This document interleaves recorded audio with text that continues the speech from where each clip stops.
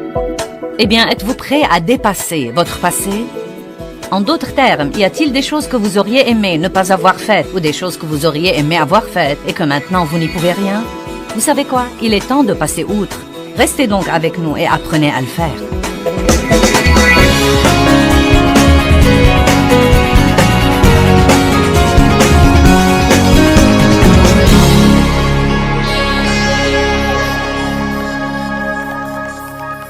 Proverbe 4, 23 dit « Garde ton cœur plus que toute autre chose, car de lui viennent les issues de la vie. » Cela nous donne une responsabilité. Il ne dit pas que quelqu'un d'autre doit garder mon cœur. Il dit « Garde ton cœur plus que toute autre chose. Garde-le maintes et maintes fois, car de ton cœur viennent les issues de la vie. » En d'autres termes, si vous voulez avoir la vie que Jésus est mort pour vous donner, vous devez faire très attention à votre attitude et à vos pensées. Satan cherche à bâtir des forteresses dans nos pensées. C'est un domaine où il domine notre pensée, où il nous trompe par les mauvaises pensées. Nous sommes censés renverser toutes ces forteresses. Nous avons des armes, nous sommes dans une guerre. Nos armes ne sont pas des armes naturelles. Vous ne pouvez pas vaincre l'ennemi en l'étranglant. Vous ne pouvez pas vaincre le diable en le liant, en l'emprisonnant. Toutes les armes efficaces que nous avons contre le diable sont des armes que nous ne pouvons pas voir. Les choses spirituelles sont des choses réelles, mais nous ne pouvons pas les voir. Une de ces armes est la parole de Dieu. Vous ne saurez même pas si le diable vous ment si vous ne connaissez pas la parole. La louange et l'adoration est une arme contre l'ennemi. Et nous devons, j'ai dit hier que nous devons penser moins et remercier plus. En d'autres termes, nous devons être plus reconnaissants et exprimer notre reconnaissance. Mais au lieu de trop penser, nous pensons parfois d'une façon excessive. Nous pensons aux choses que nous faisons mal tous les jours et nous oublions de remercier Dieu pour la grâce qu'il nous a donnée pour bien faire peut-être 150 choses. Nous pensons aux 2 choses que nous n'aimons pas dans notre vie et aux 2 choses qui nous exaspèrent chez une personne avec qui nous sommes en relation et nous oublions de remercier Dieu pour toutes les autres choses qui sont positives et qui sont bonnes. La prière est une arme spirituelle. Le Seigneur m'a dit la semaine dernière une chose très intéressante pendant que je priais. Il y a un verset dans l'évangile de Jean où Jésus demande 3 fois à Pierre, « Pierre, m'aimes-tu? Pierre, m'aimes-tu? Pierre, m'aimes-tu? » Et évidemment, il essayait de lui dire quelque chose. Eh bien, si tu m'aimes, il va y avoir des sacrifices que tu seras obligé de faire et tout ne va pas toujours marcher à ton idée. Es-tu donc sûr que tu m'aimes vraiment? Eh bien, je priais et le Seigneur m'a dit, « Joyce, crois-tu vraiment à la puissance de la prière? » « Oui, Seigneur. » Puis il a répété, « Crois-tu vraiment à la puissance de la prière? » Eh bien, oui. Joyce, crois-tu vraiment à la puissance de la prière? Au moment où je l'ai entendu me le dire 3 fois, j'ai su que le Seigneur essayait de me dire que la prière est probablement beaucoup plus puissante que nous ne le croyons et que nous ne le comprenons. La prière devrait toujours être notre première ligne de défense. Et si nous croyons vraiment à la puissance de la prière, comme nous aimons penser que nous croyons, nous n'essayerons pas tout ce que nous pouvons essayer avant de dire « Je crois qu'il n'y a plus rien que je puisse faire à part la prière. » Donc là encore, quand un problème se pose dans notre vie, nous devons penser moins et prier plus, car ce que nous faisons, c'est que nous essayons de le résoudre en raisonnant. Nous entrons dans notre pensée et nous essayons de trouver ce que nous pouvons faire pour résoudre ce problème. Et la vérité est que si l'Éternel ne bâtit la maison, ceux qui la bâtissent travaillent en vain. Et donc, quel que soit ce que nous essayons de faire, si nous ne mettons pas Dieu au courant de notre situation par la prière, car la prière ouvre la porte à Dieu pour intervenir et travailler, le diable fera à son idée dans nos vies. L'obéissance est une guerre spirituelle. Soumettez-vous à Dieu, résistez au diable et il fuira. Et là encore, nous pensons trop parfois à ce que Dieu nous dit de faire et nous pouvons nous en dissuader. Nous devons obéir et non pas voter sur ce que Dieu dit. Marcher dans l'amour est une guerre spirituelle. Romains 12, 21 dit que nous surmontons le mal par le bien. Quand le diable vous attaque, une des choses les plus puissantes que vous puissiez faire, c'est d'être gentil avec les autres. J'ai dit, quand le diable vient et vous attaque, une des choses les plus puissantes que vous puissiez faire, c'est de faire du bien envers les autres. Laissez-moi répéter. Quand le diable vous attaque, une des choses les plus puissantes que vous puissiez faire, c'est de faire du bien exprès envers les autres. Vous n'en aurez peut-être pas envie, mais vous pouvez le faire exprès. Aussi, passer du temps avec Dieu est une guerre spirituelle. Si vous marchez en présence de Dieu, et que vous avez vraiment cette présence de Dieu sur vous, tout autour de vous et avec vous à tout moment, le diable ne saura pas quoi faire de vous. J'ai clôturé l'enseignement de la nuit dernière en disant qu'une pensée trompée engendre une vie trompée. Et mon message aujourd'hui est intitulé « Pensez à vos pensées ». Certains gens s'en fichent de leurs pensées. Vous devez penser à vos pensées. Si vous vous sentez déprimé, pensez à quoi vous avez pensé et dans un peu de temps, vous comprendrez pourquoi vous êtes démoralisé de cette façon. Si vous êtes troublé, pensez à ce que vous avez pensé parce que vous pouvez soit vous troubler, soit vous rendre heureux. Vous pouvez soit avoir une bonne journée, soit avoir une mauvaise journée à cause de vos pensées. Ne me regardez pas comme si vous ne saviez pas de quoi je parle. J'ai dit, vous pouvez soit être en bonne humeur, soit être de mauvaise humeur à cause de vos pensées. Vous pouvez soit vous rendre malheureux à cause de vos pensées, soit vous vous remontez le moral à cause de vos pensées. Le diable veut que nous croyions que nous sommes dans un piège et que nous n'y pouvons rien, mais je vous apporte la bonne nouvelle comme quoi il y a quelque chose que vous pouvez faire. Il y a quelque chose que vous pouvez faire au sujet de votre niveau de joie et au sujet de votre niveau de paix. Quelque chose que vous ne pouvez pas faire au sujet du diable et que vous pouvez faire pour avoir une meilleure vie. Et tout cela commence dans votre pensée. La pensée est le champ de bataille. Et si vous n'apprenez pas à penser comme il faut, le diable contrôlera votre vie.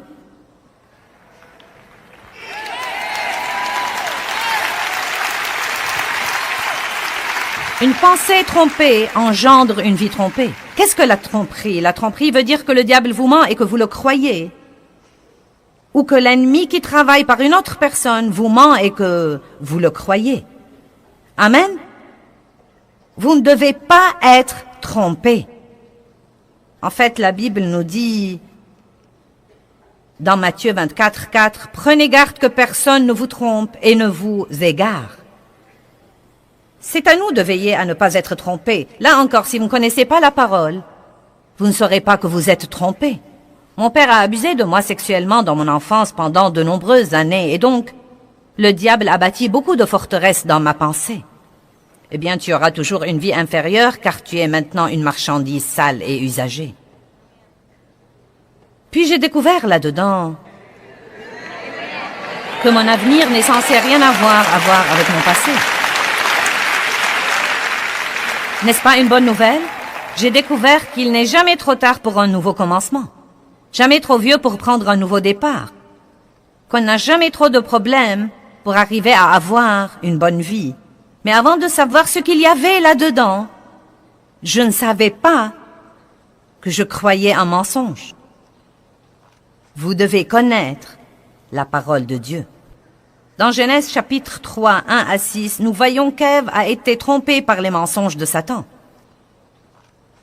Quand le diable veut un accès à votre vie, il commence à dire à votre pensée des choses qui ne sont pas vraies. De petites suggestions. Parfois, elles n'ont même peut-être pas l'aspect d'un mensonge. Elles sont juste une petite déformation de la vérité. Et c'est toujours en fait un mensonge. Mais nous ne nous rendons pas compte parfois que ces choses-là sont des mensonges. Vous voyez, que lui a-t-il dit? Eh bien, Dieu vous a-t-il réellement dit? Le ton même de la voix, mais un point d'interrogation. Pourquoi Dieu a dit que vous ne pouviez pas avoir ça? Qu'essaye Dieu de vous refuser? Qu'y a-t-il là-dedans qui serait très amusant et dont Dieu essaye de vous priver? Peut-être que si vous faites ça, il y aura quelque chose que vous pouvez avoir ou que vous pouvez savoir et que vous ne savez pas. Savez-vous qu'a fait Ève? Elle a pensé aux paroles du diable. Et je crois qu'au début, Ève savait dans son cœur que c'était mauvais, car la première chose qu'elle a dite était « Oh non !» Dieu a dit que nous ne pouvions pas faire ça. Et il a joué avec sa pensée, et elle a ensuite commencé à bien penser à ce qu'il disait, et cela avait l'air raisonnable. Puis-je vous dire quelque chose? La foi est déraisonnable parfois. Ce que Dieu nous demande ou nous mène à faire est très déraisonnable parfois. Parfois, ce que Dieu nous demande de faire n'est pas toujours ou il n'est même pas normalement logique. C'est pourquoi nous devons penser avec la pensée de l'esprit et non pas penser avec la pensée de la chair. Et là encore, parfois, vous pensez à l'excès alors que vous devez demander à votre cœur. Arrêtez de vivre par le raisonnement et demandez à votre cœur si vous voulez avoir des réponses justes sur ce que vous devez faire. Peut-être que Dieu veut que vous quittiez un travail et allez en trouver un autre, car ce travail est très exigeant et qu'il vous vole votre famille, et vous vole votre santé, et vous vole votre vie spirituelle. Et peut-être que Dieu vous dit de le quitter et d'aller chercher et en trouver un autre, mais votre pensée entre en action. Et ça alors? Et si? Et ça alors? Et si? Et ça alors? Et si? Et donc, que faisons-nous? Nous passons notre vie à nous occuper de nous-mêmes et nous sommes gênés au-dedans de nous parce que nous n'obéissons pas au Saint-Esprit de Dieu.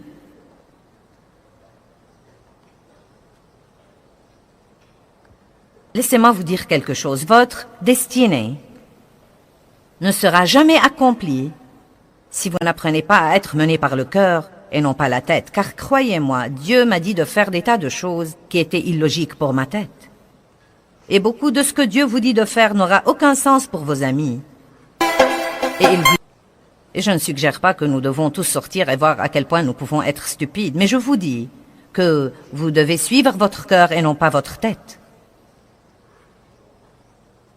1 Corinthiens 3, 18 à 20.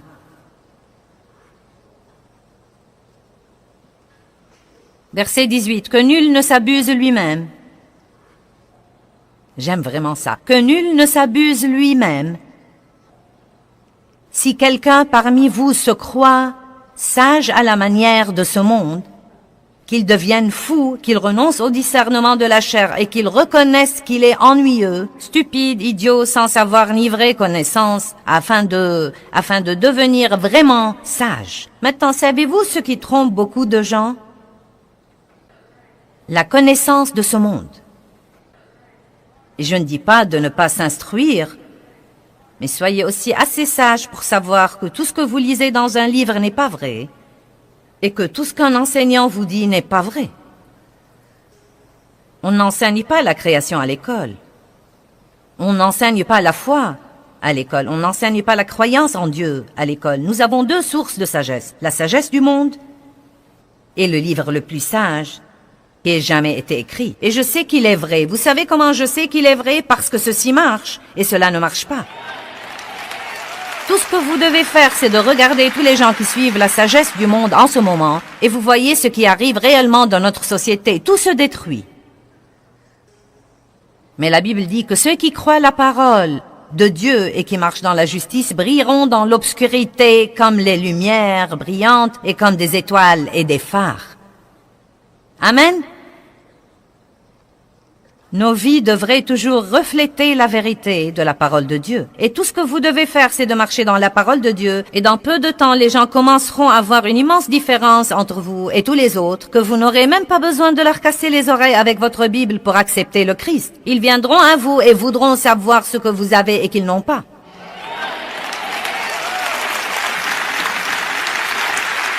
Et là encore, je ne critique pas l'instruction, car l'instruction est merveilleuse, mais je dis qu'il y a un discernement et une sagesse qui la dépassent de loin.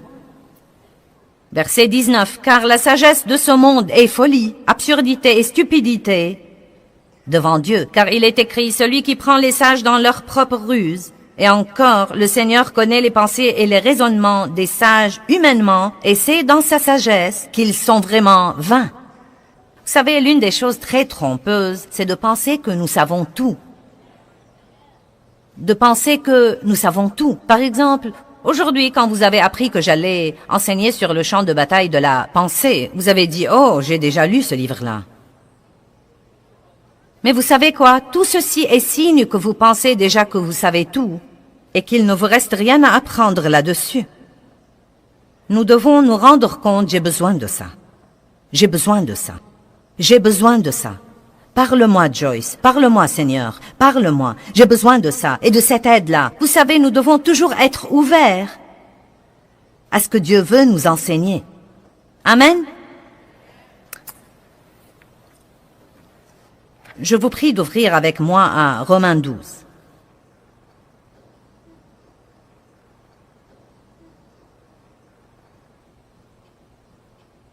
C'est probablement un des premiers versets que tout nouveau chrétien devrait apprendre et comprendre. Romains 12, 2. Ne vous conformez pas à ce monde, mais soyez transformés. Transformer veut dire changer de fond en comble. Soyez transformés par le renouvellement complet de votre pensée. Transformé.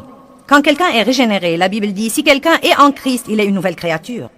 Les choses anciennes sont passées, voici toutes choses sont devenues nouvelles spirituellement parlant.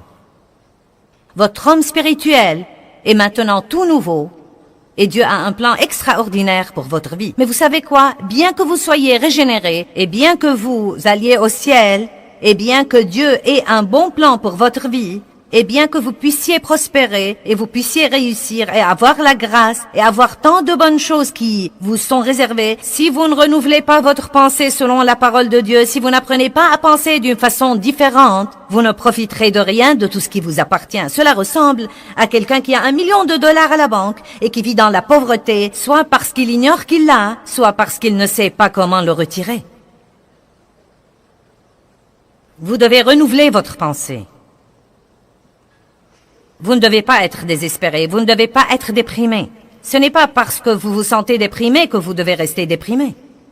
Ce n'est pas parce que vous avez commis une erreur que c'est la fin du monde. Vous n'êtes pas dératé parce que vous échouez. Vous devenez dératé quand vous arrêtez d'essayer. Mais vous voyez, ce n'est que quand j'ai commencé à lire la Bible que j'ai appris toutes ces choses-là. Alléluia. Ne vous conformez pas à ce monde, ne pensez pas comme le monde, n'agissez pas comme le monde, ne désirez pas ce que le monde désire, mais soyez transformés, complètement changés. Vous savez qu'une chenille se transforme en un beau papillon. C'est la meilleure analogie que nous puissions donner. Qui dirait jamais avoir un beau papillon qu'il puisse venir d'une chenille? Et beaucoup d'entre vous, comme moi, étaient des chenilles et deviennent des papillons. Mais il faut une transformation. Il faut un changement intérieur. Quelque chose doit se produire à l'intérieur de vous avant qu'il ne se manifeste à l'extérieur de vous. Aussi sauvés que vous soyez, si vous pensez toujours comme des pécheurs, vous n'aurez jamais une bonne vie. Soyez transformés par le renouvellement complet de votre pensée. Pensez différemment à propos de votre argent. Les pécheurs ne pensent pas à donner leur argent. Vous devez penser comme des croyants. Levez-vous tous les jours et pensez exprès, comment pourrais-je être une bénédiction à quelqu'un d'autre? Eh bien, croyez-moi, je ne pensais pas comme ça autrefois. Je pensais comment je pourrais amener tout le monde à faire ma volonté toute la journée. Mais j'ai eu un changement de pensée et parce que j'ai eu ce changement, j'ai eu un changement de vie. Maintenant, je pense exprès que tout le monde dise exprès.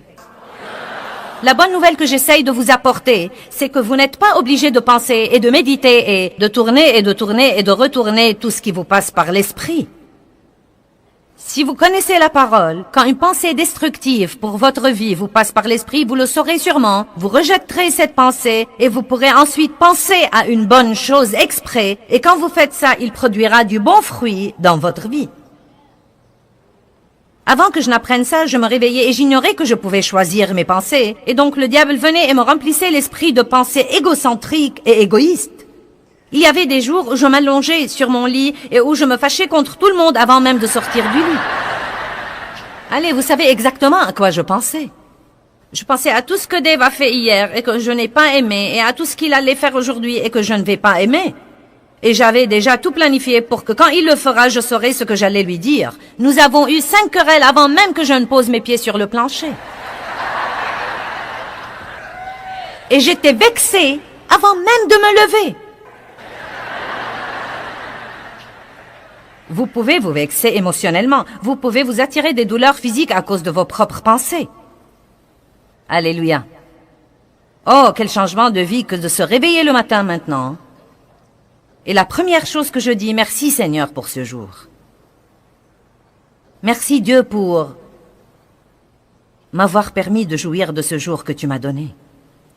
Merci pour ma famille et mes enfants. Merci pour m'avoir permis d'être dans le ministère. Montre-moi les moyens dont je peux être une bénédiction aux autres aujourd'hui. Quel changement! Quelle transformation! Ne vous conformez pas à ce monde, mais soyez transformés par le renouvellement complet de votre pensée. Vous savez quoi? Je suis heureuse maintenant. Je suis heureuse.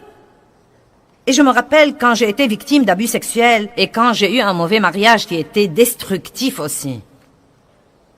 Je disais au Seigneur quand je priais la nuit, « Dieu, je voudrais vraiment être une femme heureuse un jour. » Car j'ai été si malheureuse.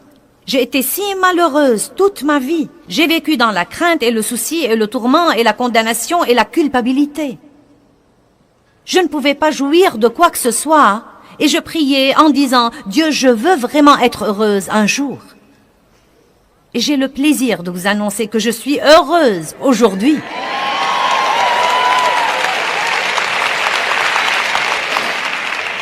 Et je suis même plus contente de vous annoncer que mon bonheur n'est pas basé sur les circonstances. Parce que ce n'est pas vraiment le bonheur, c'est la joie du Seigneur. Mais vous savez quoi? Je pourrais m'attirer une mauvaise humeur par mes pensées. Non, mais je pourrais littéralement aller m'asseoir là, et si je décidais de penser à de mauvaises choses pour 30 ou 40 minutes, non, mais je pourrais honnêtement piquer une crise à cause de mes pensées. Je pourrais avoir une mauvaise attitude à cause de mes pensées et me fâcher contre tout le monde et vouloir les gronder. Je ne supporte plus ces trucs-là. Tout le monde ne fait que m'exploiter et tout le travail ici, c'est moi qui le fais.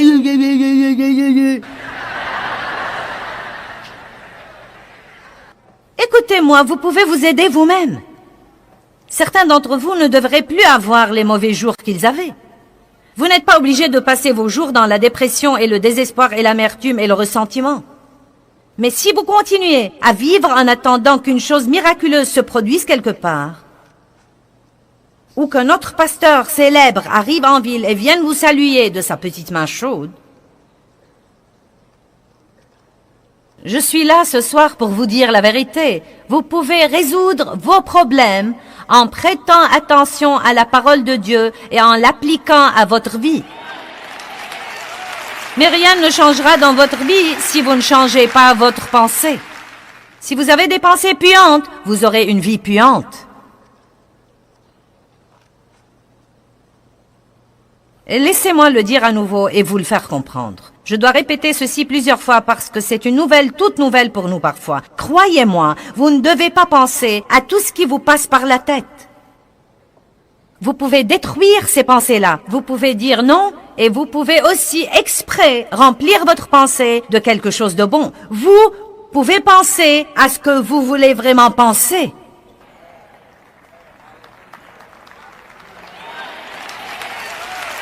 J'ai entendu une demoiselle là-haut dire « Vous savez quoi, j'aime ça, car c'était exactement ma réaction la première fois qu'on a commencé à me dire ça, car je ne le savais pas. » Est-ce que vous pouvez imaginer la condition de la vie des gens dans le monde aujourd'hui qui ne savent pas ça? Et savez-vous combien ça me chatouille de savoir qu'il y a des millions et des millions de gens qui regardent ceci à la télévision et qui ne savaient pas. Ils ne savaient pas avant de regarder cette émission qu'ils ne sont pas obligés de penser à tout ce qui leur passe par la tête. N'est-ce pas passionnant? C'est une bonne nouvelle. Je peux penser ce que je veux penser et le diable n'y pourra rien. Il ne pourra pas me contrôler si je ne le laisse pas contrôler ma pensée. Voilà le problème. Je ferais bien de vous dire quel est le problème. Voilà le problème. Nous avons des mauvaises habitudes dont nous devons nous débarrasser. Nous sommes complètement indisciplinés sur ce plan. Il faut que nous travaillions diligemment avec le Saint-Esprit pour une période de temps systématiquement. Ce n'est pas parce que vous avez entendu ce message aujourd'hui que vous êtes supposé rentrer chez vous et ne jamais avoir une bataille avec votre pensée. Il va falloir combattre, combattre, combattre, combattre, combattre, combattre. Et c'est tellement mieux de combattre pour votre vie et pour votre victoire que de combattre tout le temps le diable qui essaye de vous tuer.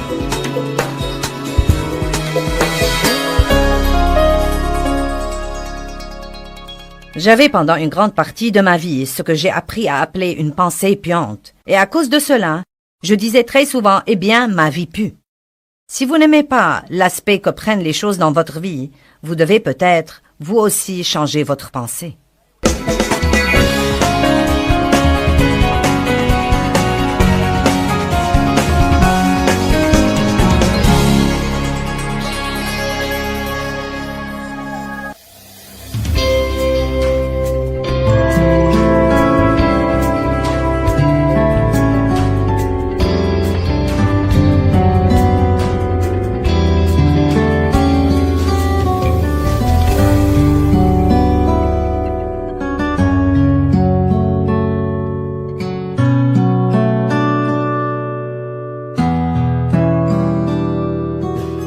Je te demande de parler par ma bouche aujourd'hui, voire par mes yeux.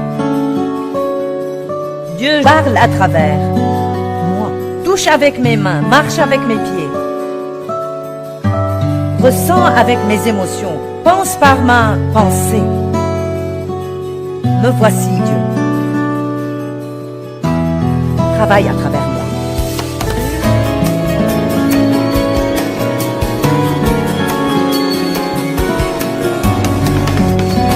Un de mes buts est de nous aider, chacun de nous, à arriver au stade où nous avons l'esprit tourné selon Dieu, où nous avons vraiment la révélation que Christ vit à l'intérieur de nous, que nous sommes la maison de Dieu.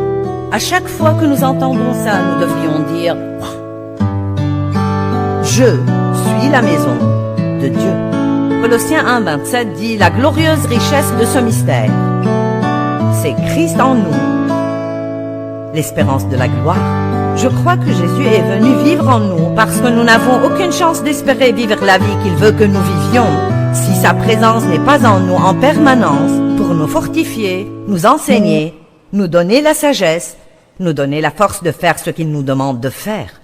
Quoi que Dieu vous demande de faire, vous pouvez le faire. Il va probablement vous demander de faire quelque chose que vous ne voulez pas faire, mais il ne vous demandera pas de faire quelque chose que vous ne pouvez pas faire. Donc nous avons besoin de croire. Je peux faire tout ce qu'il faut que je fasse par Christ qui me fortifie. Tout le monde dit « Je suis la maison de Dieu ». Regardons deux passages de l'Écriture. 1 Jean 3, 24. Et je suggère que vous notiez ces passages. Lisez-les à la maison chaque jour. Méditez-les jusqu'à ce que vous ayez vraiment la révélation que vous êtes la maison de Dieu. Ceux qui gardent les commandements de Dieu, qui obéissent à ses ordres et suivent ses plans, vivent continuellement, restent et demeurent en lui et Dieu vit en eux.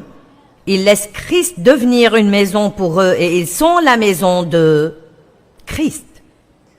Ils sont une maison pour Dieu et il est une maison pour eux. 1 Corinthiens 6, 19. Ne savez-vous pas que votre corps est le temple, le véritable sanctuaire du Saint-Esprit qui vit, où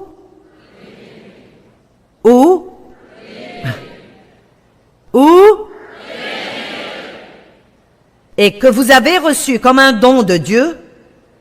Vous ne vous appartenez pas, ne manquez pas ce passage. Vous ne vous appartenez pas à vous-même, car vous avez été rachetés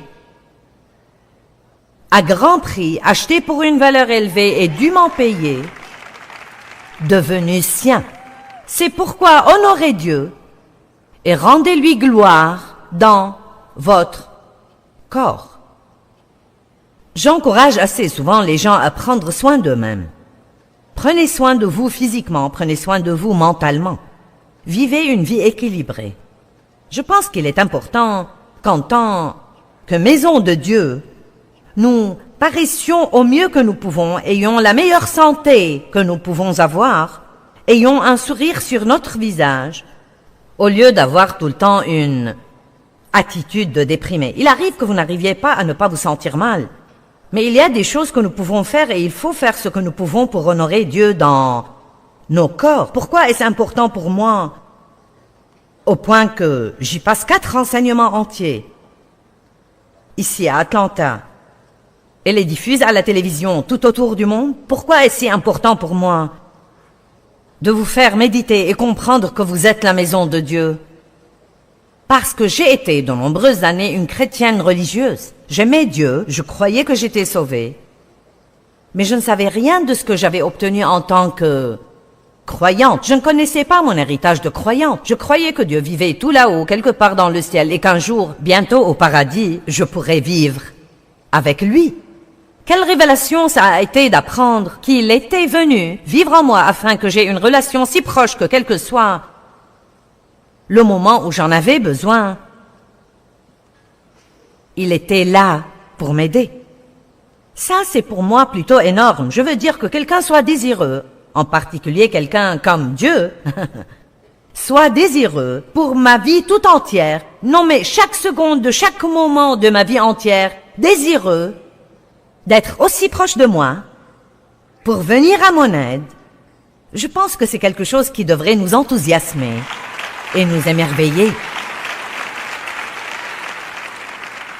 Je pense que parfois nous nous habituons à ce que Dieu a fait pour nous et ça ne nous émerveille plus. Il y a quelques mois, je disais à Dieu, tu sais, j'aimerais que tu fasses certaines des choses merveilleuses que tu faisais quand j'ai commencé à être rempli du Saint-Esprit. Et tu sais, cette époque me manque et immédiatement la réponse m'est venue à l'esprit. Je fais des choses tout le temps, tu t'es juste habitué et donc elles ne t'émerveillent plus. Et combien c'est vrai! J'ai même pensé écrire un livre intitulé Émerveillement. Combien nous avons besoin de rester émerveillés. Je lis le livre d'un homme qui s'appelle A.B. Simpson. Il est allé pour être avec le Seigneur il y a 100 ans, et il disait qu'un des premiers signes d'une vie remplie de l'esprit est l'enthousiasme. L'enthousiasme, nous devrions être époustouflés par Dieu. Et je pense qu'une des choses qui est toujours plus importante, je l'ai reçue récemment dans mon cœur et j'ai médité et réfléchi dessus. C'est comme cela que les choses deviennent plus importantes pour chacun. C'est que nous sommes la maison de Dieu, que Dieu vit en nous. Donc, une des choses que j'aime quand je suis à la maison, c'est que j'y suis à l'aise. Quand je vais rentrer chez moi aujourd'hui, je me sentirai soulagée. Je peux être à l'aise. Bien, puisque nous allons être, puisque nous sommes la maison de Jésus, alors nous devons être sûrs qu'il est à l'aise en nous. Maintenant, vous voyez où ça nous mène, oui? Nous avons besoin d'en être sûrs car nous l'aimons, l'honorons et l'adorons. Mais deuxièmement, nous devons en être sûrs car si Dieu en nous n'est pas à l'aise, alors à ce moment-là, nous ne serons pas à l'aise non plus. Je pense que beaucoup de gens ne se sentent pas bien. Quelque chose les gêne. Ils ne peuvent pas mettre le doigt dessus. Ils ne savent pas exactement ce que c'est. Ils sentent une lourdeur. Ils sont de mauvaise humeur. Qui est d'accord? Je pense que c'est parce que le Saint-Esprit qui vit en eux est attristé par quelque chose qu'ils font, à cause d'une attitude qu'ils ont, la façon dont ils ont parlé à quelqu'un, sans même réaliser ce qu'ils faisaient, sans jamais penser à se repentir. Et donc le Saint-Esprit est attristé, et donc cette personne est attristée. Quand nous nous sentons comme cela, nous devrions nous arrêter un moment et juste dire, Dieu, y a-t-il quelque chose que j'ai fait qui attriste ton Esprit Saint? Peut-être qu'il n'y a rien. Ne faites pas la chasse aux sorcières chaque fois que vous avez un coup de mou. Mais ça ne fait pas de mal non plus de dire, Dieu, s'il y a quelque chose que j'ai fait, vous savez, si quelqu'un dans ma maison ou quelqu'un dont je suis proche est attristé, je suis dans leur entourage, je le sens. Donc, si le Saint-Esprit est attristé en moi, je vais me sentir attristé. Et vous savez, une des choses dont la Bible dit qu'elle attriste le Saint-Esprit, en Éphésiens 4, en commençant au verset 29, c'est la façon dont nous parlons aux gens. La façon dont nous parlons aux gens. Regardons Éphésiens 4, 29. Nous ne voulons pas rater cette opportunité. Je veux que Dieu soit content en moi, comme ça je peux me sentir contente. J'ai quelques personnes ici qui sont d'accord avec moi, donc c'est super.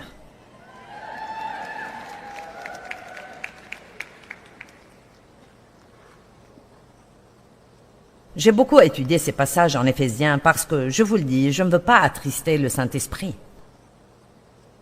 Verset 29. Qu'aucun langage souillé ou dégradant, ni aucune parole mauvaise, ni conversation indigne ou malsaine ne sorte jamais de votre bouche, mais seulement des paroles qui font du bien, propres à l'édification des autres, selon leurs besoins, et qui puissent être une bénédiction et transmettre la grâce, la faveur de Dieu à ceux qui vous entendent. Verset suivant 30. Et n'attristez pas le Saint-Esprit de Dieu. N'offensez ni ne vexez l'Esprit Saint par qui vous êtes scellés comme appartenant à Dieu pour le jour de la rédemption, le jour de la délivrance finale par Christ du diable et de la conséquence du péché. Faites disparaître l'amertume, les frustrations et l'animosité, l'irritation, la colère, la passion, la rage, le mauvais caractère, les calomnies et les paroles méchantes, les injures et les blasphèmes de chez vous, comme toute espèce de méchanceté, rancune, paroles mal intentionnées ou bassesse, de toutes sortes. Et ensuite, il continue en disant, mais au lieu de cela, soyez serviables et aimants et compatissants. Et bon, je veux juste souligner le point que Dieu est vraiment proche de nous et que quand nous disons des choses méchantes aux autres, ça le blesse. Quand nous maltraitons les gens, ça le blesse. Quand nous gardons du ressentiment et ne pardonnons pas, ça ne nous blesse pas seulement à nous, ça blesse Dieu. Pourquoi ça blesse Dieu? Parce qu'il a payé pour nous un prix énorme afin que nous ayons une formidable vie remplie de joie, paisible, prospère et puissante. Dieu est attristé quand nous sommes malheureux. Si vous avez des enfants, vous savez que vous n'aimez pas les voir mécontents. Vous n'aimez pas les voir faire de mauvais choix ou faire des choses dont vous savez qu'elles leur font du mal. Certains d'entre vous ont des enfants qui font maintenant des choses qui détruisent leur vie. Et c'est juste une des plus grandes douleurs que vous ayez dans votre vie. J'ai entendu récemment qu'une mère ne peut jamais être plus heureuse que son enfant. Nous n'aimons pas que nos enfants ne soient pas heureux. Et Dieu n'aime pas ça non plus. J'espère et je prie que Dieu m'utilise aujourd'hui pour amener cette relation avec Dieu à un niveau plus personnel et intime. Il vit en nous et nous pouvons mettre un sourire sur sa face et peut-être même une larme dans ses yeux. Je veux que Dieu soit à l'aise en moi. Jésus réside dans notre maison.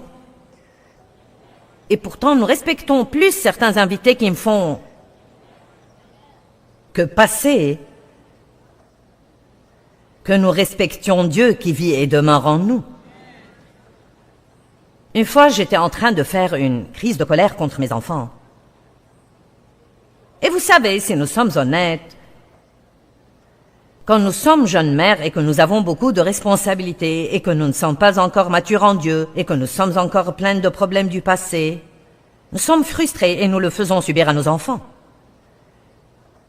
Je ne parle pas de les maltraiter ou de les battre, je parle juste de vous êtes frustrés et chaque petite chose qu'ils font vous fait sortir de vos gonds. Et donc, j'étais énervée la plupart du temps et c'était parce que je me sentais coupable, j'étais accro de culpabilité, je ne me sentais pas bien si je ne me sentais pas mal.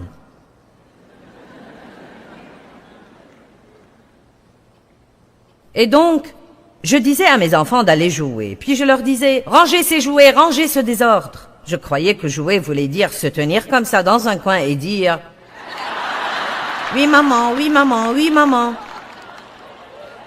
Un jour, quelque chose m'a fait sortir de mes gonds. « Mais rangez ce désordre, je passe mon temps à ranger ici et là. Vous ne faites que mettre du désordre, vous ne pouvez pas faire une seule chose correctement ». Et puis après ma petite crise, je disais « Désolé Dieu, je suis tellement désolé Dieu, je ne peux pas m'en empêcher. » Est-ce que quelqu'un connaît ça? Et j'étais désolée et je pensais vraiment que je ne pouvais pas m'en empêcher. Nous pouvons nous empêcher de faire beaucoup de choses. Mais nous pensons que nous ne le pouvons pas. Et c'est une sorte de chaîne dans notre vie qui entrave notre capacité à résister, Nous croyons que nous n'y pouvons rien, alors nous ne faisons rien contre cela. Et Dieu a juste mis cette image dans ma tête. Et il a dit, tu n'es pas obligé d'agir ainsi. Si ton pasteur se tenait à la porte au milieu de ta crise, tu la surmonterais.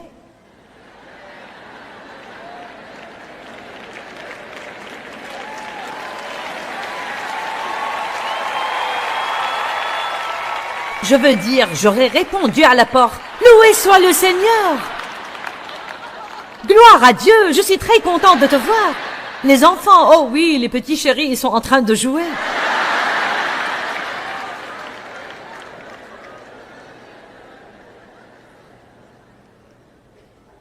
Mais le fait est que notre très grand prêtre Jésus, Dieu le Père, le merveilleux, précieux Saint-Esprit qui nous enseigne et demeure en nous, ils sont à la maison tout le temps. Et nous ne semblons pas agir comme en leur présence.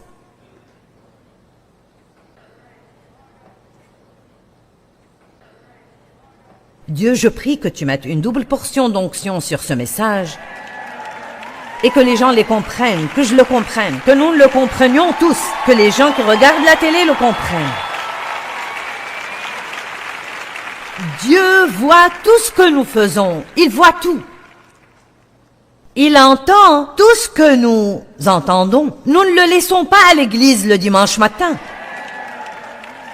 Nous sommes sa maison. Nous sommes la maison de Dieu.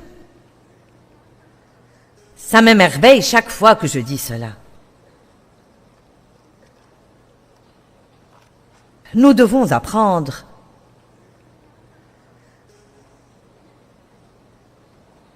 que Dieu est tout. Tout est au sujet de Dieu. Tout a commencé en lui. Tout est maintenu en lui. Tout finit en lui. Et il doit être le centre de votre vie et le numéro 1 dans la moindre chose que nous faisons. Regardons Romains 12, 1. Je vais vous montrer un passage de l'Écriture que vous devriez proclamer pour vous-même régulièrement.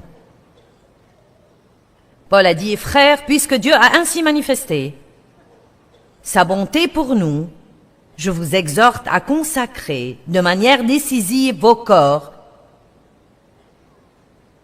représentant vos membres et toutes vos facultés, comme un sacrifice vivant et saint, voué à consacrer et agréable à Dieu. C'est là la louange et le service raisonnable, rationnel et intelligent que vous lui devez. Au lieu de se lever le matin et donner à Dieu la liste des 25 choses que vous avez à faire ce jour-là, jusqu'au sourire,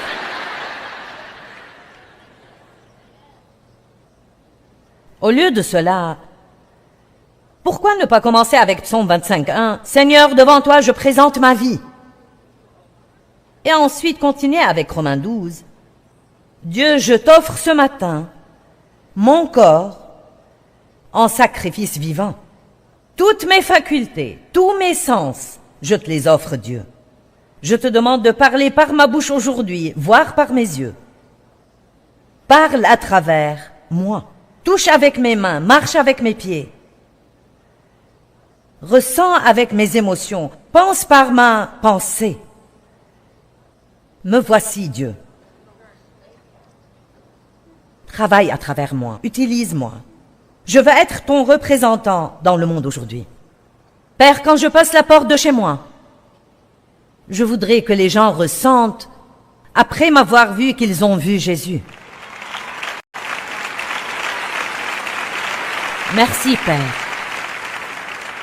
Vous savez, Dieu est si impersonnel et si irréel pour tant de monde. Et tant de gens dans le monde aujourd'hui sont dans un état si triste et pathétique. Je suis si reconnaissante de ce que je sais grâce à toutes ces années d'études de la Bible, parce que la connaissance nous garde d'être trompés. Beaucoup de gens sont allés à l'église et ont été déçus par une expérience religieuse ou par des gens religieux qui les jugeaient et les critiquaient. Ils sont allés à l'église et n'ont pas trouvé d'aide concrète et donc ils en ont conclu que Dieu ne peut pas les aider et cela me rend triste. Et beaucoup de gens cherchent Jésus et la façon dont ils vont le voir, c'est à travers ses enfants. Nous avons besoin de plus qu'un autocollant de voiture et de quelques bijoux chrétiens, et d'un peu de langage d'église, et d'un lecteur CD branché sur notre tête.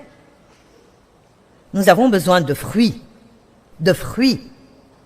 Dans l'évangile de Matthieu, Jésus maudit un figuier. Il passait à côté.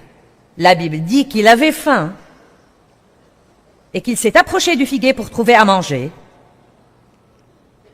Mais il n'y avait rien que des feuilles. Et si vous étudiez, vous verrez qu'un figuier, quand il a des feuilles, il a toujours des fruits sous ses feuilles. Bien, je vois tous nos falbalas chrétiens comme des feuilles.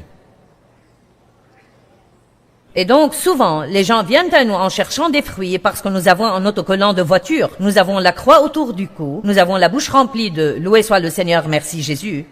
Nous allons à l'église chaque dimanche, mais voilà qu'ils arrivent, ils ont faim, ils ont des besoins et ils ne trouvent pas de fruits.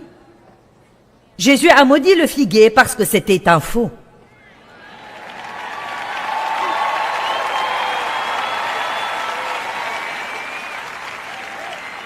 Je ne veux pas être en toc. Je refuse d'être d'une certaine manière ici et d'une autre manière à la maison derrière ma porte. J'avais une certaine attitude à l'église et une autre différente chez moi. Dave et moi, nous nous disputions pendant le chemin vers l'église. Mais quand nous arrivions à la porte, loué soit le Seigneur. Répugnant. Je peux me revoir regardant les paroles sur l'écran, les mains levées, articulant la chanson « Je te soumets tout », en étant en colère contre Dave et en pensant, alors que je chantais, s'il croit que je vais lui cuisiner quelque chose à manger aujourd'hui, il va voir.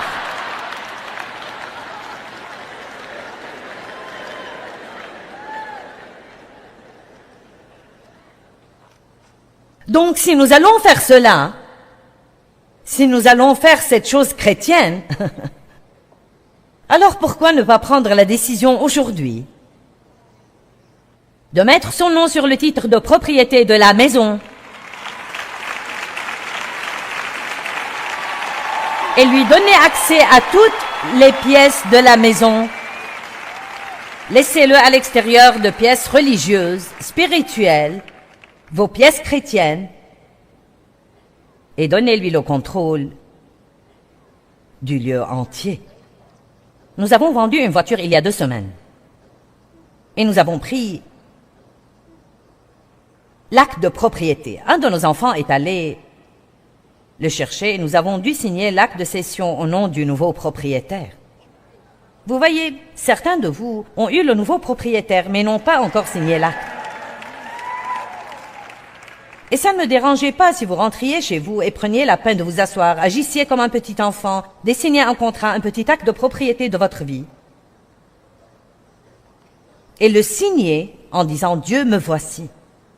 Tu me prends et tu fais avec moi ce que tu veux. Me voici, je suis complètement à toi, plus de religieux, de contrefaçon. »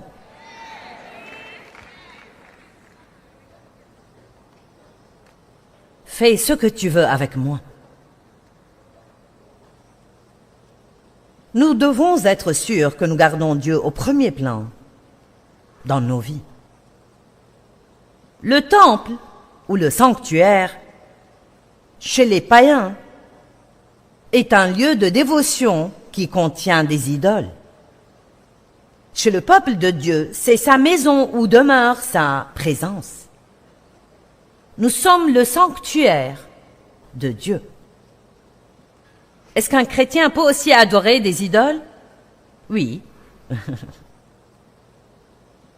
Vous dites, attends,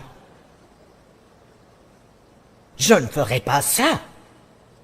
Absolument n'importe quoi peut devenir une idole. Je dois vous dire qu'il y a eu un temps dans ma vie où ce ministère est devenu vraiment une idole pour moi. Quand j'ignorais de fait la sagesse de Dieu pour faire des choses dont je pensais qu'elles allaient aider mon ministère. Et je suis reconnaissante de ce que j'ai appris et que je peux dire maintenant non à ce à quoi Dieu dit non, et oui à ce à quoi il dit oui, sans faire attention à ce que les gens vont penser ou dire. Mais ça n'a pas toujours été comme cela. Exactement comme n'importe qui débute, j'avais beaucoup de Dieu en moi, mais aussi beaucoup d'ambition humaine. J'avais été maltraitée dans mon enfance, je ne me sentais pas bien avec moi-même. Je tirais ma valeur de ce que j'accomplissais, et donc je voulais être la plus grande, la meilleure et le masque de tout.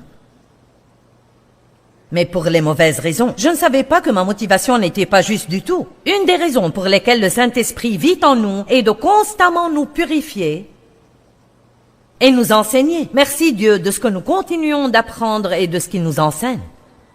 Notre travail peut devenir une idole. L'argent peut devenir une idole. Posséder des choses peut devenir une idole. Une personne que vous aimez peut devenir une idole. Vous dites, que veux-tu dire par là? Vous allez vous prosterner devant eux et faire ce qu'ils veulent avant de vous prosterner devant Dieu et faire ce qu'il veut. 1 Corinthiens chapitre 6 verset 19 dit que nous sommes le temple de Dieu, ce qui veut dire que nous sommes le foyer ou la maison de Dieu. Il vit en nous et nous devons décider d'être constamment conscients de lui, tout le temps.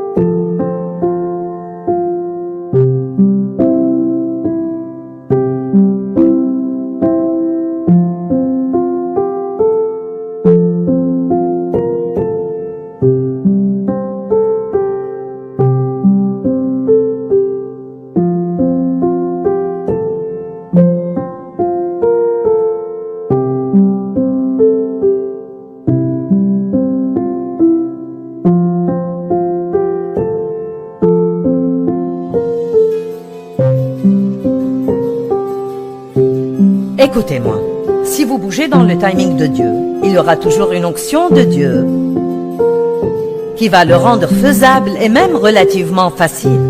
Mais si vous attendez le moment où vous pensez que vous êtes prêt, alors vous allez avoir à essayer de le faire par vous-même, sans l'aide de Dieu ni son onction.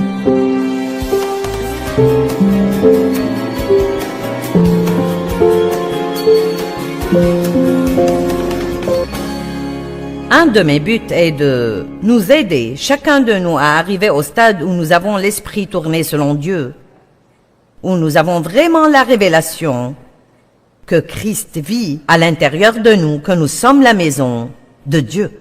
À chaque fois que nous entendons ça, nous devrions dire « Je suis la maison de Dieu ». Colossiens 1:27 dit « La glorieuse richesse de ce mystère, c'est Christ en nous, l'espérance de la gloire. » Je crois que Jésus est venu vivre en nous parce que nous n'avons aucune chance d'espérer vivre la vie qu'il veut que nous vivions si sa présence n'est pas en nous en permanence pour nous fortifier, nous enseigner, nous donner la sagesse, nous donner la force de faire ce qu'il nous demande de faire. Amen. Donc je vous demande juste de dire que nous allons faire un peu de ménage à la maison.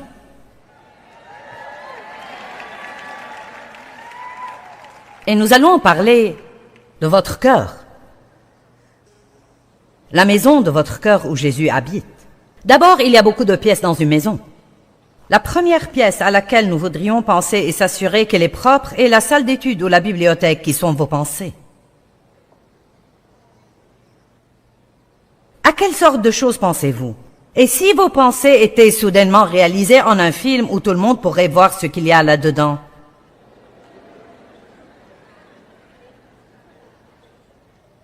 Certains ne voudraient même pas que je voie les choses auxquelles vous avez pensé depuis que vous êtes ici.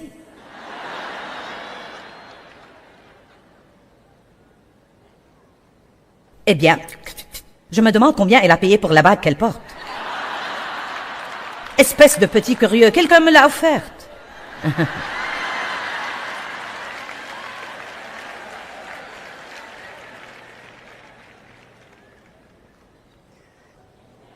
Eh bien...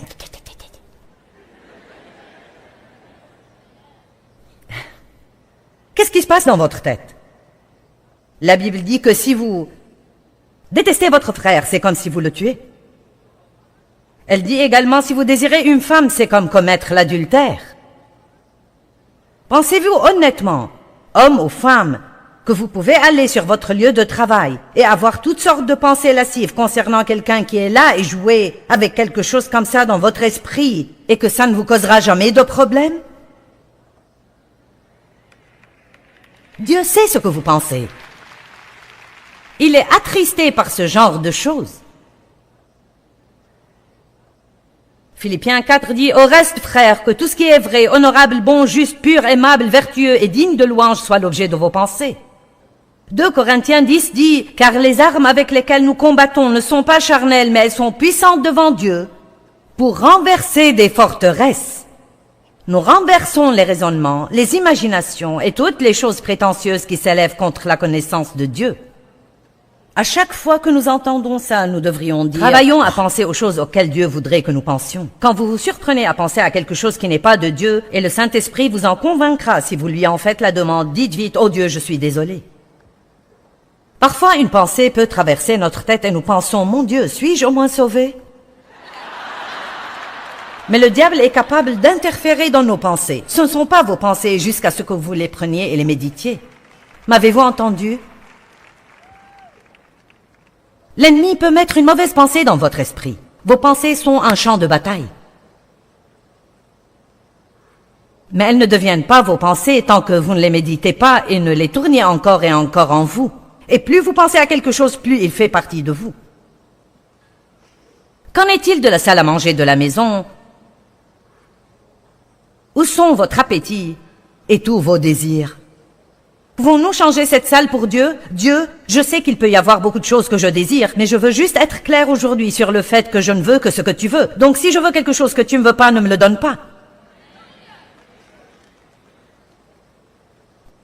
Nous parlions ce matin, moi et l'une des filles avec qui je voyage, et elle a dit ils étaient un peu plus calmes à Atlanta que dans le dernier endroit où nous étions. J'ai dit, c'est à cause de ce que j'enseigne. C'est un message où tu grognes d'abord et tu cries plus tard.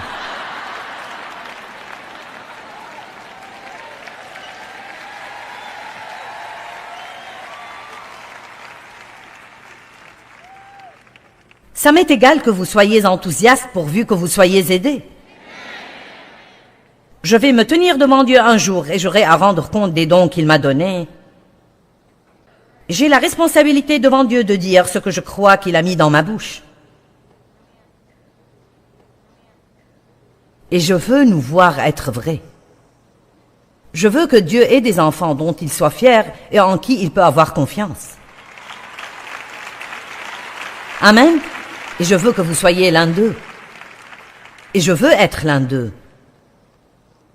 Psaume 37, 4 dit « Réjouis-toi dans le Seigneur et il te donnera ce que ton cœur demande et désire en secret. » Mettez Dieu en premier et si votre désir est juste, Dieu va l'accomplir au bon moment et de la bonne manière. Nous n'avons pas à nous frustrer ou nous stresser en essayant d'obtenir quelque chose que nous voulons.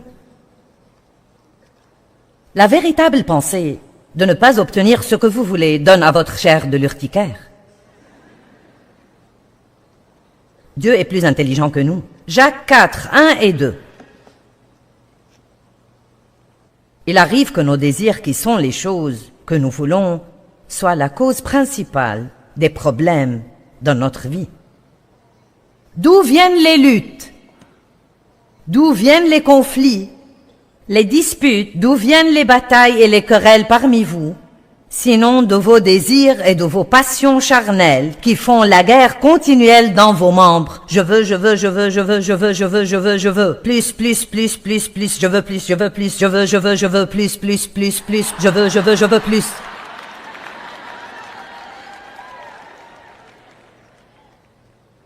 Vous êtes jaloux et vous convoitez ce que les autres ont. Et vous ne possédez pas, donc vous devenez meurtrier. Parce que haïr, c'est être meurtrier chaque fois que votre cœur est concerné. Et vous savez, peu importe, disons que vous êtes célibataire et que vous avez été seul plus longtemps que vous ne voulez l'être. Et vous avez eu à assister au mariage de 5 de vos amis les 2 dernières années. Et pour dire vrai, tout au fond, à l'intérieur, vous avez un petit ressentiment là et une petite jalousie et une petite attitude. Bien, vous feriez mieux de faire attention. Dieu veut que nous soyons heureux quand les autres sont bénis. Il veut que nous ayons confiance qu'il fera la bonne chose pour nous au bon moment. Donc Jacques dit, vous ne possédez pas parce que vous ne demandez pas. Parce que vous ne demandez pas. Si vous voulez quelque chose, demandez-le à Dieu. Mais s'il ne vous le donne pas, c'est parce qu'il a quelque chose de meilleur en tête et que vous n'êtes pas encore assez intelligent pour le demander. Nous n'avons même pas à être fâchés parce que nous n'avons pas ce que nous voulons. Parce que honnêtement, si ce que nous voulons est ce que Dieu veut, il n'y a pas de démon qui peut le retenir loin de vous. J'ai dit, si ce que vous voulez est ce que Dieu veut, il n'y a pas de démon en enfer qui peut vous empêcher de l'avoir. Vous n'avez pas besoin de vous épuiser à chasser le diable. Vous obéissez à Dieu, soumettez-vous à Dieu, résistez au diable et il fuira. Dans notre soumission à Dieu, nous résistons vraiment au diable. Et je ne dis pas de ne pas prendre autorité sur lui. Un ordre dit à voix haute et extraordinaire. Jésus a dit, passe derrière moi, Satan. J'ai hurlé contre les démons en pensant que le diable était mon problème et je n'ai obtenu qu'un mal de gorge. J'ai perdu beaucoup d'années à vivre comme une chrétienne malheureuse et frustrée, à essayer de faire fonctionner tous ces principes de foi, tous ces principes de prospérité et ces principes de succès et ces principes de combat spirituel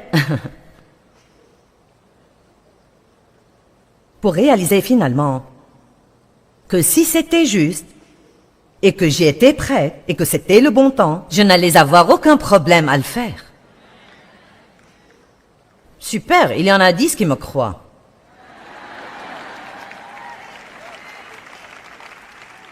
Je suis tellement encouragée que vous receviez beaucoup. Qu'en est-il du salon ou la salle de la famille dans votre vie? Là où nous rencontrons les gens et avons des amis. Qui sont vos amis?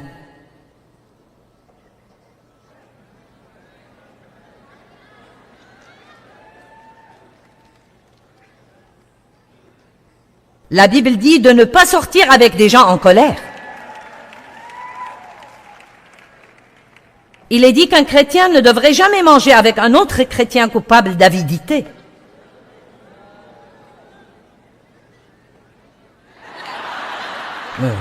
Vous pensez, eh bien alors je ne vais pas avoir d'amis. Et c'est triste, mais ça s'approche pas mal de la vérité. C'est pourquoi nous avons besoin de grandir. De quoi parlez-vous à la table avec les amis? Et quand vous vous asseyez dans le salon de votre vie avec des amis? Est-ce une conversation que Dieu peut enregistrer dans son livre de souvenirs et qui le fait sourire? Ou est-ce que ça attriste le Saint-Esprit?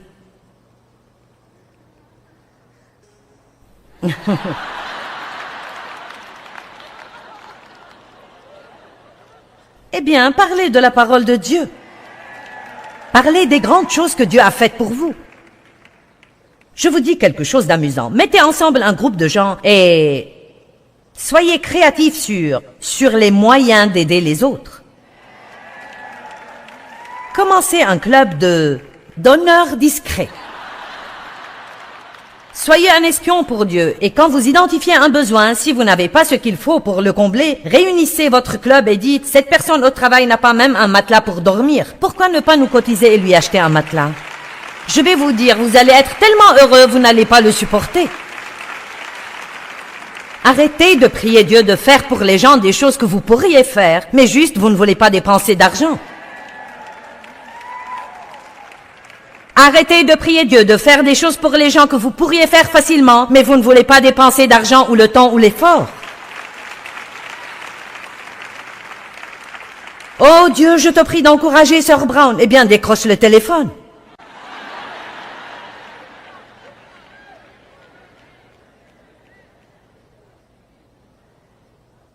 Bien Dieu, je te prie que tu aides cette mère célibataire au travail. Elle est sur le point de craquer parce qu'elle n'a jamais de temps pour elle. Va garder ses enfants une soirée et dis-lui de sortir.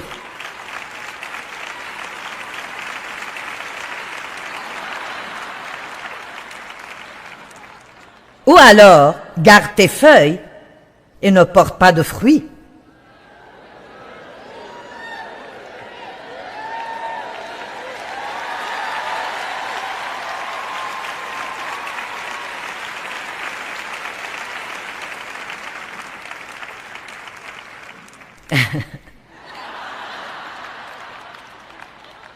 Et puis, lorsqu'il s'agit d'amis et des gens que nous fréquentons, essayez de ne pas avoir un besoin si intense des gens. Ne vous laissez pas entraîner. Aimez tout le monde. Aidez les gens, mais ne vous laissez pas entraîner dans leurs problèmes, dans leur vie, et vous voulez tout savoir à leur sujet, vous mêlant de toutes leurs affaires. Il n'est pas nécessaire de vous mêler des affaires de quelqu'un d'autre. Vous avez assez à faire avec les vôtres. Et moi aussi. Moi aussi. Pendant que nous en sommes là, allons dans la cuisine pour 1 minute. Et si vous soumettiez votre manger à Dieu?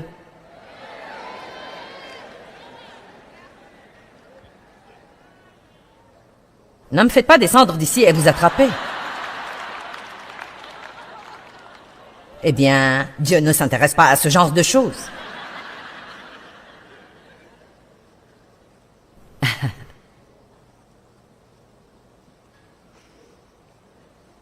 Et si vous laissiez Dieu entrer dans la salle de bain, comme ça vous remettriez du papier toilette quand il n'y en a plus.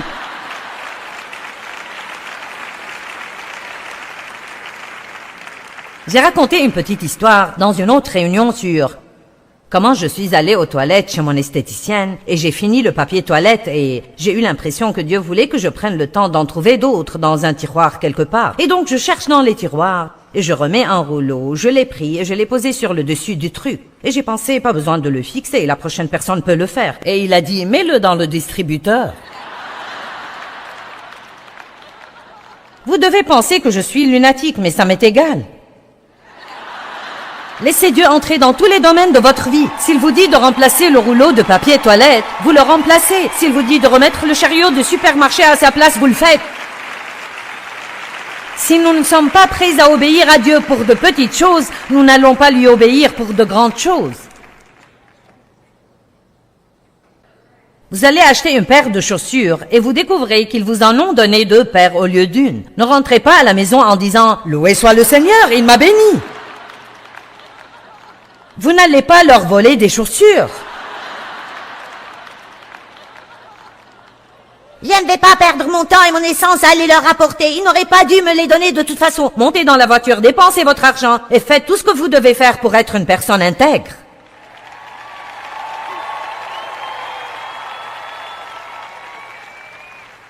Et si vous invitiez Dieu dans la salle de travail de votre vie, faites-vous quelque chose avec votre vie qui porte des fruits? Ou prenez-vous seulement de la place? Quelle sorte d'héritage allez-vous laisser? L'année dernière, en décembre, mon seul parent, mon frère, est mort dans un immeuble abandonné. Le plus triste, c'était que quand ils m'ont envoyé ses effets personnels, tout tenait dans une petite enveloppe de 8 cm et demi sur 11 et il est resté encore beaucoup de place.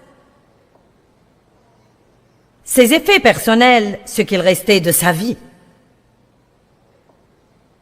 Quel triste gaspillage. Il a eu des opportunités, mais il n'était pas responsable. Il avait beaucoup de problèmes, drogue, alcool, mauvaises relations, dettes, toutes sortes de choses. Il a vécu avec nous pendant 4 ans, nous l'avons aidé. Il s'est remis sur pied. Il était en forme, il avait de jolis vêtements, conduisait une jolie voiture, il travaillait pour le ministère. Mais dès qu'il est sorti seul à nouveau, vous savez quoi? Personne ne peut vous aider si vous ne vous aidez pas vous-même.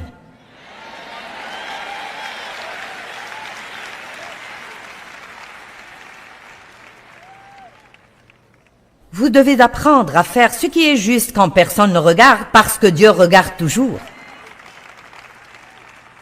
Dieu était dans la salle de bain avec moi, et dans ce supermarché avec moi.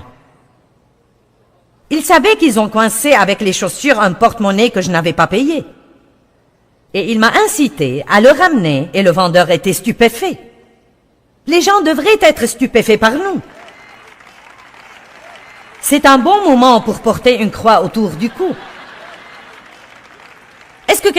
Est-ce que je touche quelqu'un aujourd'hui? Nous sommes la maison de Dieu. N'attristez pas le Saint-Esprit en passant toute la semaine au travail à faire des commérages sur vos collègues et en allant à l'église avec votre rictus à l'arrière de la voiture.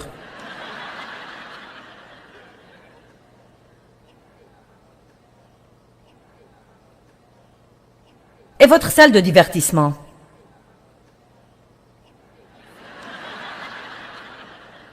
Avez-vous laissé Dieu voir vos films?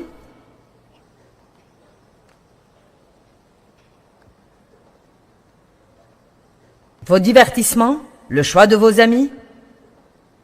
Il n'y a rien de mal à avoir du bon temps et à danser, je ne pense pas. Je suis sûre que quelqu'un va m'écrire une lettre, mais vous savez, je veux dire, mais il pourrait y avoir quelque chose de mauvais si vous dansez d'une manière lascive et horrible. Il n'y a rien de mal à un bon film, mais vous allez devoir en arrêter certains.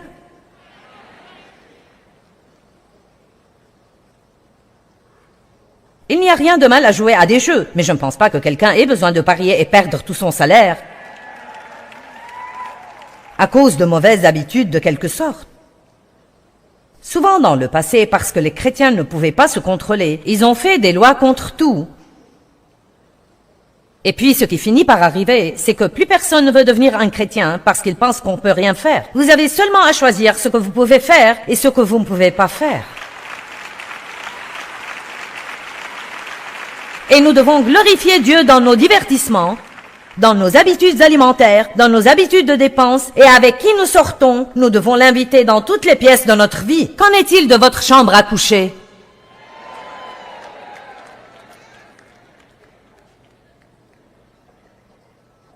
Oh, Joyce.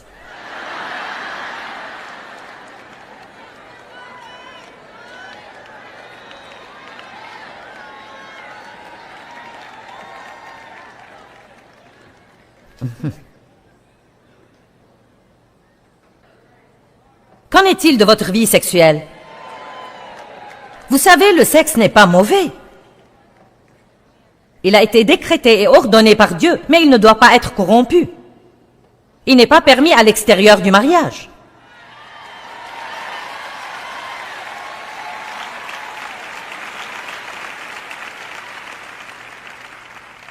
Maintenant, s'il vous plaît, n'éteignez pas votre télévision.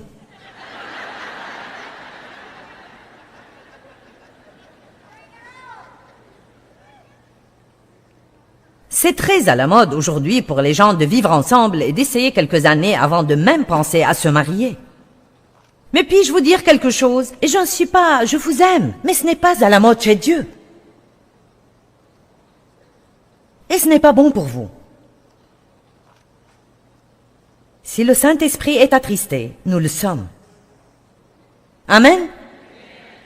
Et il y a beaucoup de gens qui se disent chrétiens et qui ont des comportements comme cela. Écoutez, nous sommes dans le monde, mais pas du monde. Nous ne sommes pas meilleurs que le monde, nous n'avons pas à agir comme si nous étions plus saints que les autres. Mais nous devons être dans le monde et être qui nous sommes afin d'être une lumière dans les ténèbres.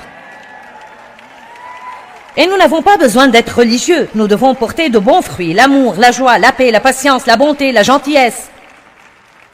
Vous prenez ce pécheur avec qui vous travaillez et vous commencez à être bon avec lui. Pourvoyez à certains de ses besoins, priez pour lui. Vous serez stupéfait de ce qui arrive. Le lit du mariage doit être gardé, sain et non souillé.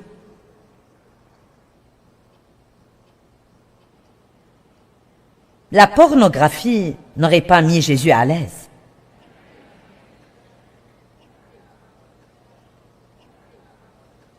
Et alors que nous approchons de la conclusion, qu'en est-il du grenier, du sous-sol ou des placards de votre maison?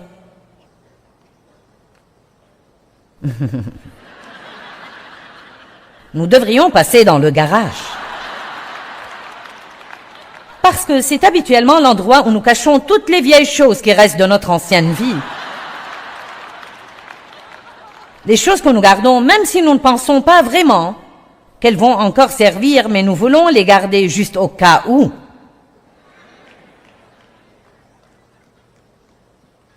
Même après que Dieu se soit sérieusement occupé de moi concernant l'auto-apitoiement, parce que je passais beaucoup de temps à m'apitoyer sur moi-même. Il a dit, tu ne peux pas t'apitoyer sur toi et être puissante. Je ne peux pas être puissante ici et pleurer chez moi parce que Dave regarde un match de football.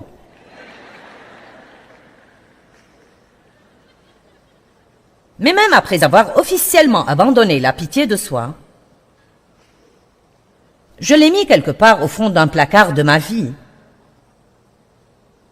Juste au cas où j'aurais voulu avoir encore une partie d'apitoiement.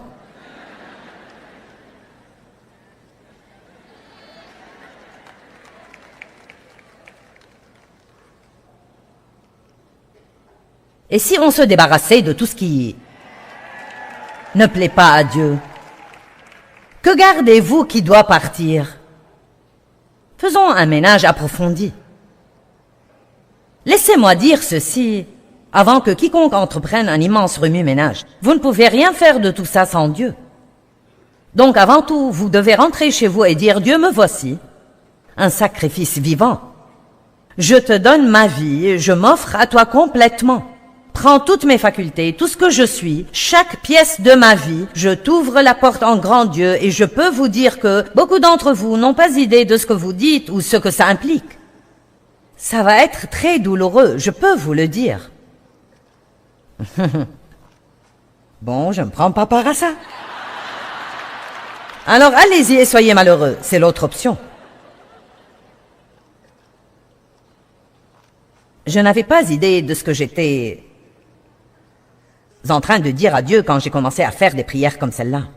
Et oh là là, je vous dis, Dieu a commencé à mettre ses doigts sur des choses dans ma vie qui faisaient « Oh non Dieu, pas ça, pas ça, pas ça! Oh Dieu, tout sauf ça, tout sauf ça!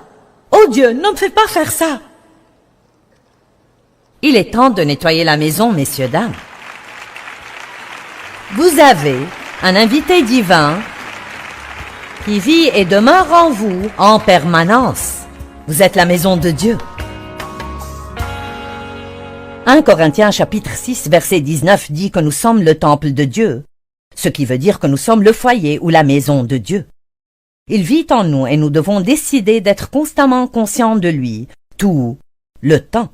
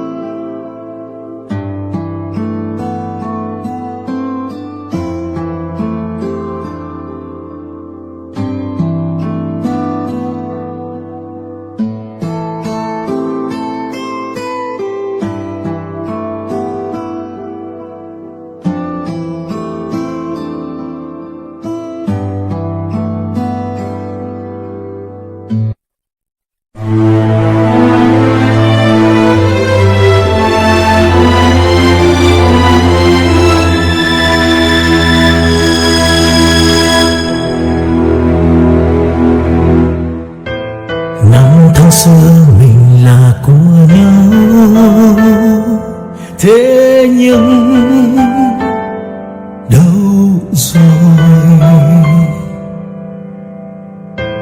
Trong giấc mơ của người giờ đây có anh không, người hỡi?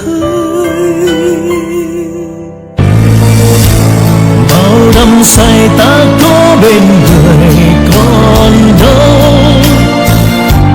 làn tuyết trắng mùa đông khóc nhau, nhìn từng con phố ngày xưa vắng lặng,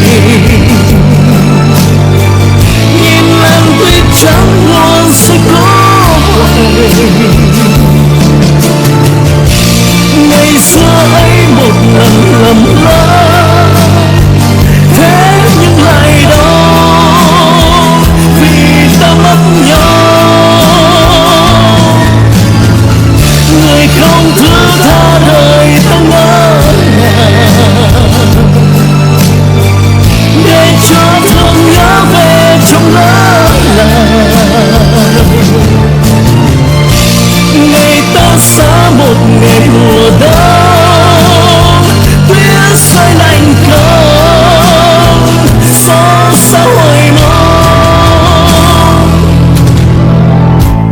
Một ta rơi một đời tạ tơi, đóng băng tim lòng.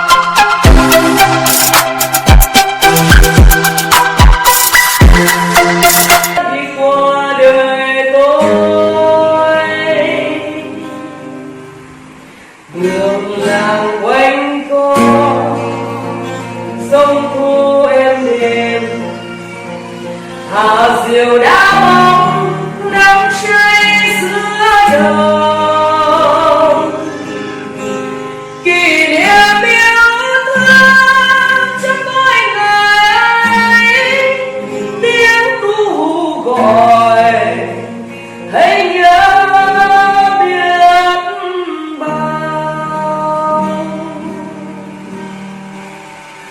tôi xa quên bao năm tháng qua nhưng trong trái tim không bao giờ xa lời mẹ ru con hiu hiu trẻ mùa lụt nước lũ bắt cá giữa